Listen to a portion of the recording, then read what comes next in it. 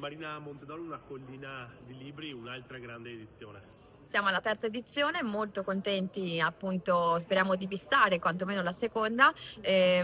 Quest'anno abbiamo aumentato il numero di serate proprio perché le prime due edizioni ci hanno dato una grande soddisfazione e ci hanno dimostrato proprio che c'è grande interesse da parte del pubblico rispetto alla letteratura da un lato e alla cultura dall'altro, e soprattutto al rapporto proprio con gli autori.